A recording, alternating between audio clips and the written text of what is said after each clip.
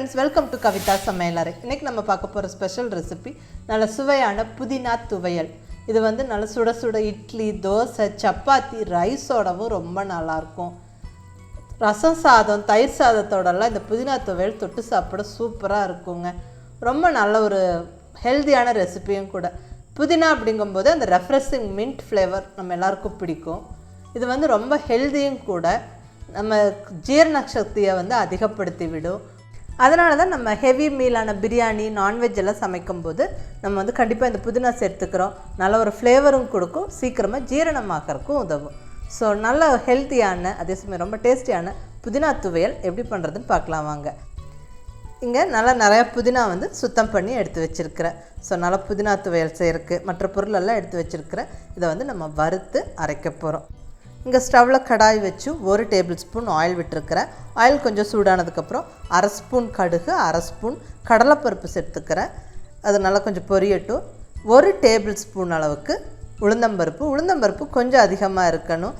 துவையல்லாம் வந்து அப்போ தான் இந்த உளுந்தம்பருப்பு அந்த செவந்து வறுபடும் போது நல்ல வாசனையாக இருக்கும். ஸோ துவையலுக்கு அது ஒரு நல்ல ஒரு டேஸ்ட்டு தரும். ஸோ இந்த கடுகு, கடலைப்பருப்பு, உளுந்தம்பருப்பு கொஞ்சம் நல்லா செவக்க வறுத்து விட்டதுக்கப்புறம் 3 வரமிளகாய் சேர்த்துக்கிறேன். நல்ல காரமான மிளகாய். உங்கள் காரத்துக்கு தகுந்த மாதிரி கூட்டவோ குறைக்கவோ செஞ்சுக்கோங்க. வரமிளகாய் உங்கள் காரத்துக்கு தகுந்த மாதிரி சேர்த்துக்கோங்க. அப்புறம் கொஞ்சமாக புளி அதுவும் சேர்த்து நல்லா வந்து வறுத்து விட்டுறணும். நல்லா செவக்க வறுபடணும்.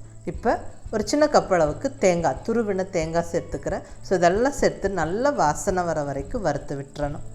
ஃபஸ்ட்டு இந்த ட்ரை இன்க்ரீடியன்ட்ஸ் எல்லாம் நல்லா வறுத்துட்டு அதுக்கப்புறம் புதினாவை வந்து வதக்கணும். நம்ம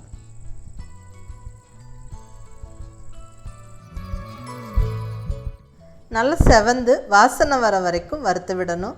நல்லா அந்த தேங்காய், உளுந்தம்பருப்பு வறுத்த வாசனை நல்லா இருக்கும். ஸோ அந்த ஸ்டேஜ் வரைக்கும் நல்லா வறுத்து நம்ம எடுத்து ஆற விடணும். ஸோ இப்போ ஆற விட்டுறலாம். இப்போ அதே கடாயில் கொஞ்சமாக எண்ணெய் இருக்குது. அதிலே வந்து நான் கழுவி சுத்தம் பண்ணி வச்ச புதினா இலைகளை சேர்த்து விடுறேன்.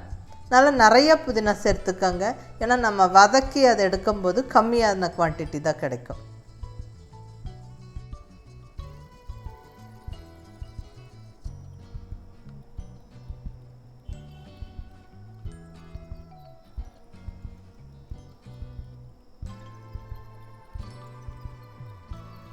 நல்லா 2-3 நிமிஷம் நல்லா வதக்கும் போது புதினா பாருங்கள் நல்லா இப்படி சுருங்கி வதங்கிடுச்சு.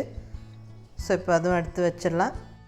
இந்த புதினாவும் நல்லா ஆறுனதுக்கப்புறம் ஏற்கனவே வறுத்து வச்ச தேங்காய், உளுந்தம்பருப்பு, கடலைப்பருப்பு, புளி, வரமிளகாய் அதெல்லாம் சேர்த்து வறுத்து வச்சுருக்குறோம். அதை நல்லா மிக்ஸி ஜாரில் சேர்த்து விட்டுறலாம். அதுக்கப்புறம் இந்த புதினாவும் சேர்த்து நல்லா அரைக்கணும். ரொம்ப தண்ணி விடாமல் அளவாக தண்ணி விட்டு அரைச்சாதான் வந்து துவையல் நல்லாயிருக்கும். ஃபஸ்ட்டு தண்ணி விடாமல் இப்படி துருவன மாதிரி அரைச்சிருக்கிறேன். இப்போ தேவையான அளவு உப்பு சேர்த்து கொஞ்சமாக தண்ணி விட்டு நல்லா கெட்டியாக அரைச்சி எடுத்துக்கலாம்.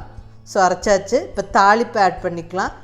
தாளிப்பு வந்து ஆப்ஷனல், பட் சேர்த்தும் போது ரொம்ப நல்லாயிருக்குங்க. நல்லா கடுகு, உளுந்தம்பருப்பு, 1 வரமிளகாய் கிள்ளி போட்டு தாளித்து ஆட் பண்ணியாச்சு. ஸோ சூப்பராக ஜம்முன்னு புதினா துவையல் சும்மா மணக்க ரெடி ஆகிடுச்சுங்க.